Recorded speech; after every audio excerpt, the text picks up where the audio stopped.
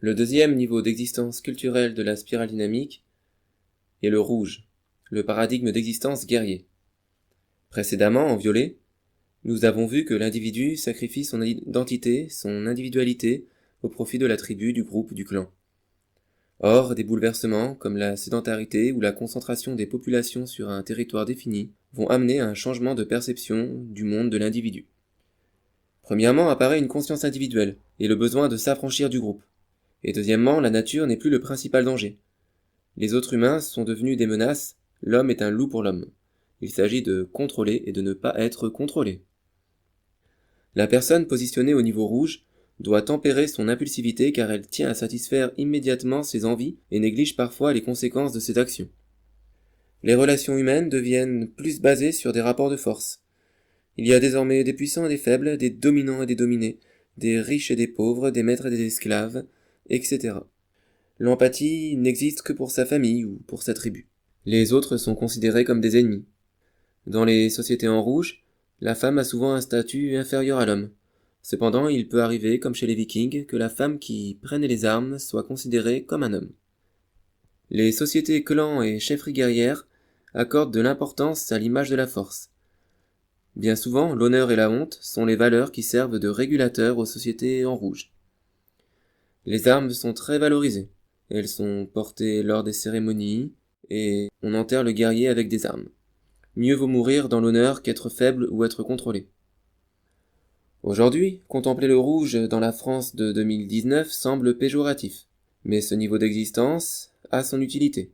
Il favorise le courage, l'innovation, l'exploration. Il a permis le mélange des gènes concernant l'espèce humaine, car les sociétés trop en violet souffrent parfois d'endogamie et d'isolationnisme, ce qui a des conséquences sur plusieurs milliers d'années. Dans le monde, il y a encore de nombreux pays où le paradigme rouge est le paradigme dominant. On peut penser au Yémen, à l'Arabie Saoudite, mais le pays sur Terre où les conditions d'existence sont les plus difficiles depuis 40 ans est l'Afghanistan. De ce fait, la majorité des habitants ont leur perception du monde dans un niveau d'existence guerrier où prévaut la survie et la force brute en Afghanistan. Un jeu qui est assez emblématique de ce pays est le Bouskashi, où plusieurs groupes de cavaliers se castagnent pour attraper une carcasse de chèvre. Par ailleurs, beaucoup de sociétés rurales africaines partagent le niveau d'existence rouge avec le niveau d'existence violet. Il y a une solidarité des habitants du village, mais il y a aussi une hiérarchie importante qui se mesure en tête de bétail et en nombre d'épouses.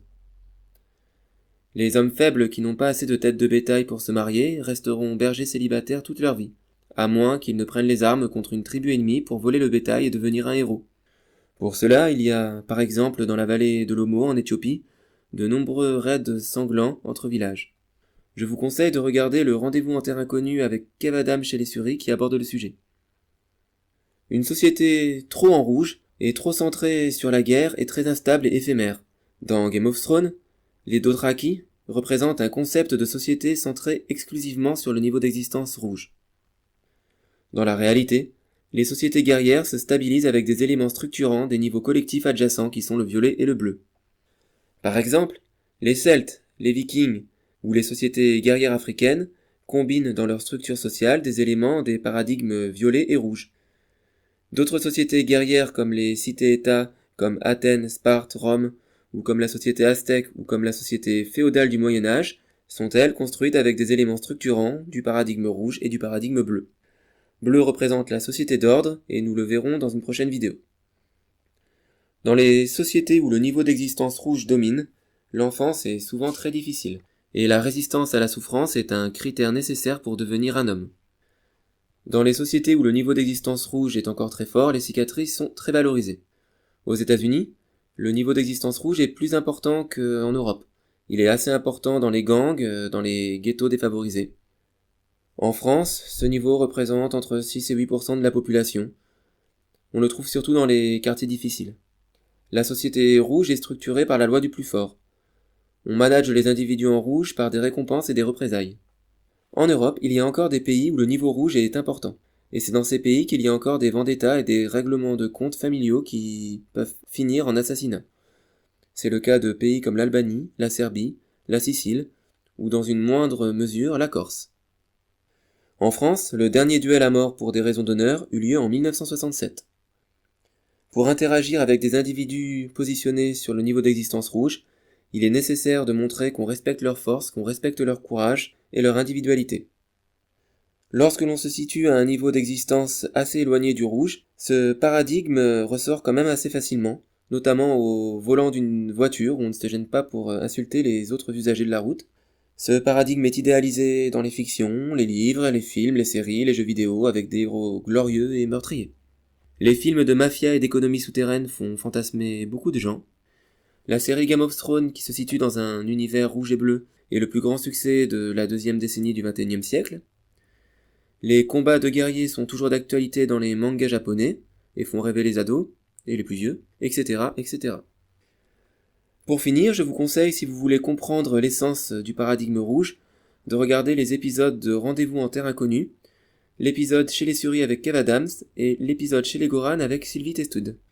Vous pouvez aussi re-regarder Game of Thrones, la série Viking, ou étudier les tribus celtiques avant la conquête romaine, les tribus Zoulou, Maasai. Si vous préférez le rouge dans une version plus moderne, alors les documentaires et les films de fiction sur la mafia sont faits pour vous. Et si vous voulez obtenir la médaille d'or et le niveau 100 qui valide le niveau 100 du petit survivaliste accompli, eh bien, la dernière épreuve se déroule à Kaboul, où il faut passer 4 nuits avec un sac à dos, un duvet, une lampe poche et un couteau. Bonne chance. Voilà, c'est tout pour le niveau d'existence en rouge.